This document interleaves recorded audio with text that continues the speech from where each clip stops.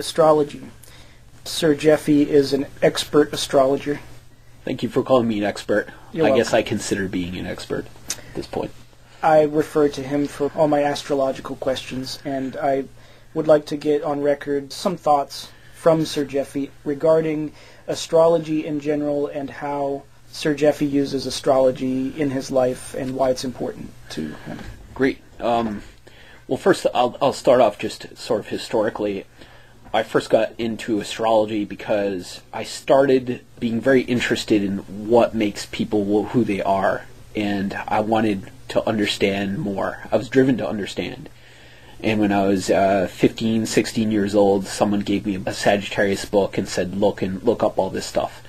And that just became a gateway for me to start looking up more people and read what's in the book and then compare to what I see and then just duplicate over and over and over again until you start to notice certain patterns and certain understandings and certain connections. That drove me, and I continued to do that and drew me into psychology, where I met, Drogo at Roger Williams University. And I met my second astrological mentor in a gentleman named Richard Faugier, who I give a lot of props to, a tremendously energetic and great teacher who taught me a whole bunch of new skills that, pushed me into the next level of learning and understanding. And you knew him personally? I know him personally, and we've known each other for, as long as I've been in college, so for over 20 years. From there, it's a mix of studying psychology and people and then comparing to what comes up with astrology. So one of the main things I use astrology for, and different astrologers, there's a million different ways you can go with it.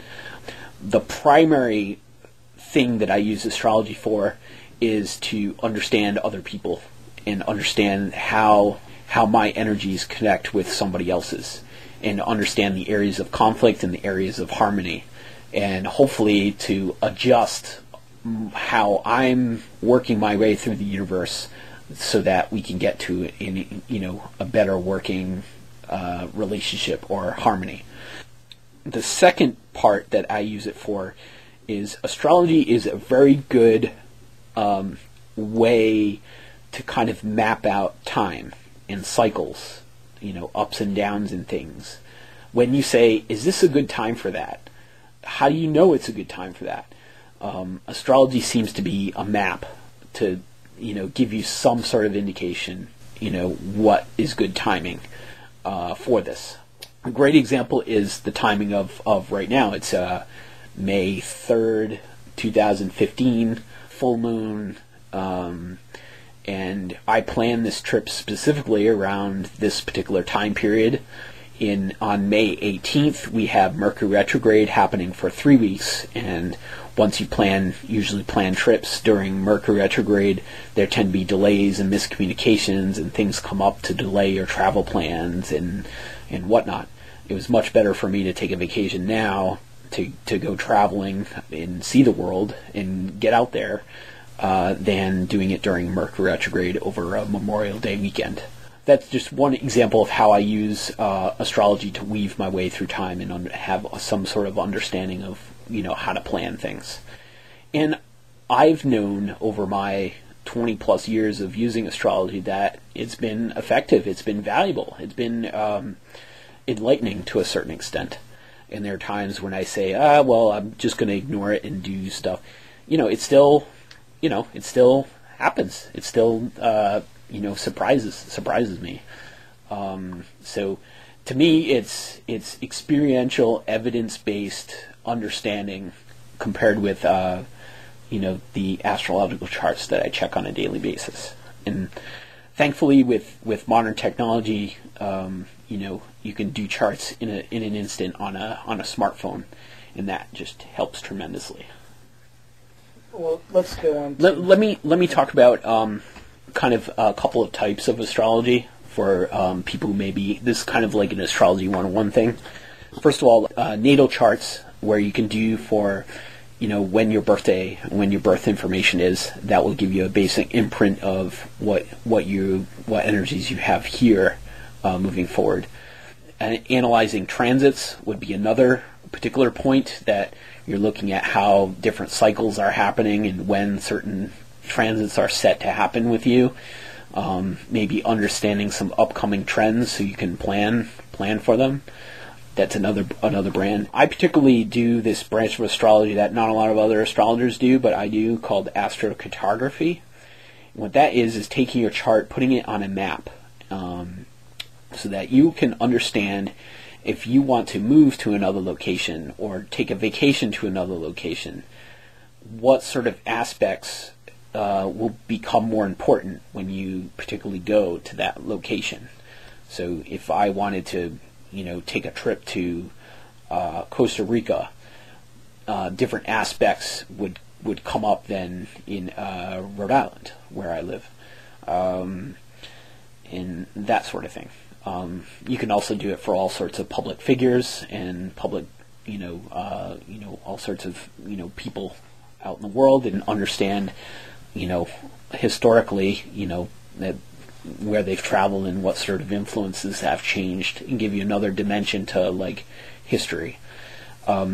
There's also another astrology where that I'm less familiar with, called horary astrology, where if someone asks me a question, I do a chart for that particular moment, and I can discern the answer to that question and get down to, something like, should I buy a car? And then I do a chart for that moment, and I can derive like whether that's a good decision or not. That I'm not as familiar with, but I know that particular exists. Do you feel that the planets... Do you believe there's a higher power affecting the readings? No, not necessarily. Planetary? When you're saying higher power, like... Planetary? Universal, like planetary, whatever. What I do propose is that there's some sort of mathematical order to the universe at some level that we don't understand fully yet. And astrology seems to be a map, or it seems to correlate to a lot of this stuff in that... So are the planetary bodies affecting our lives and interpreted through these readings? Is that what's going on? The planetary bodies influence us, yeah, certainly. How the mechanism for which that works scientifically, I'm unclear about. A lot of it, I would say, instead of applying... See, and this is hard for me because I'm a science-based person, yet I'm working with astrology, which is it's like mathematical in kind of pseudo-scientific in nature, but a lot of the tests scientifically don't hold up, so it's kind of invalidated quite a bit. But then there are other things where, the planets and solar systems and things above in the sky, rotate around, from, as big and as large as galaxies and the Milky Way and different solar systems, but even breaking down to even the micro level about atoms and electrons and neutrons, spin around each other and influence things. You start to think that, planetary bodies radiating light and energy somehow influence us here in some sort of way. I vaguely, like, if you want to get into how do you prove astrology, I would... Is it mystical? Is astrology mystical? What do you mean by mystical? Do you have a definition of what mystical is? Personally? Do you personally call it mysticism? Is it a type of mysticism to you? Mysticism, like it's a mystery, it's unknowable, we're not really sure. Yeah, I think this is the best we know. Definitions. I guess I approach it that way in terms of this is what we know. I think like where I would take it is symbolic value. There could be a case made for like light, like the light of the planets, affect us in some way.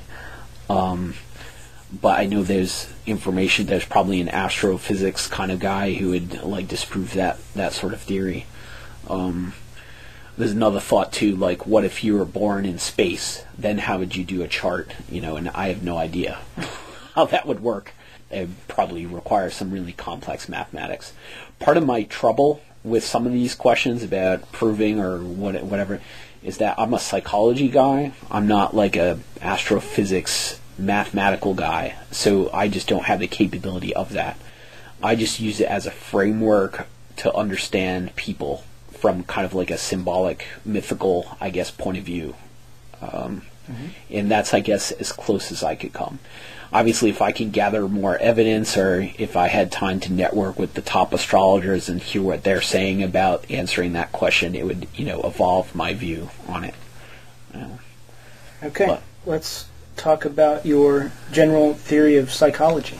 And what are the could you explain to the layperson? My general theory of psychology. Yeah, what are the types of psychology and your training? And this is a very big question, but for me, I have a master's degree in rehab counseling and been in all sorts of human service elements all throughout my life. And, study and get really into, even in college, theories of personality are really interest to me. My predominant mode that I default to, which I think is not popular here in the United States or around, is a sort of a mix between an existential Gestalt mode. So, and I apply that to astrology as well, where the focus is on the encounter between the one person and another, and we deal with things in the here and now, and how that's influencing you, and how you're feeling now. Talking about, sitting in Freudian psychology, sitting on a couch and free associating until the psychoanalyst figures out what's wrong with you is ineffective. The most popular part of psychology right now is cognitive behavioral psychology, which has to do with the cognitive part, how you're thinking, what you're saying, what statements you're saying to yourself, and changing how you're thinking so that your belief system will change. And then the behavioral aspect of it. You're behaving a certain way. What can you do to change your behavior that will then get you to where you want to go? And Gestalt. What is Gestalt? Let me get to Gestalt in a minute. Cognitive behavioral is popular because it's insurance billable. It's very easy to document. Person thinks this, I did intervene this, now they think that.